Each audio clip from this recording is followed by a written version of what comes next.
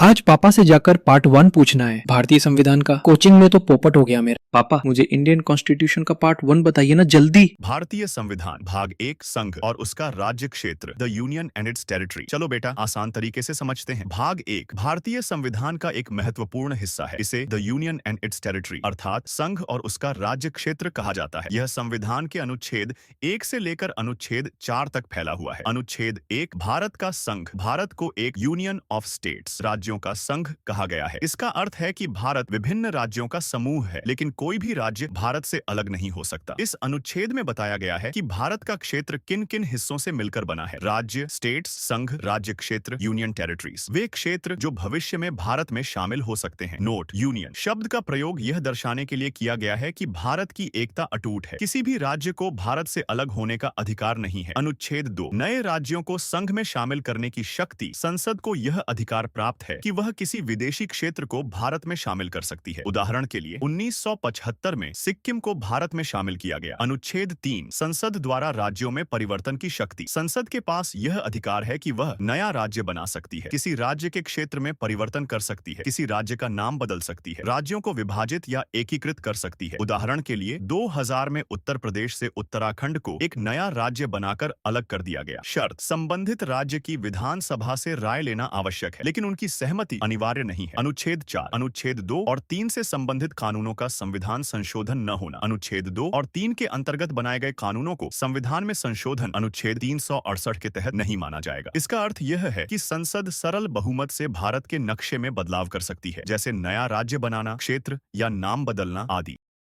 अगर आपको हमारी वीडियो पसंद आई है तो लाइक और सब्सक्राइब जरूर करें।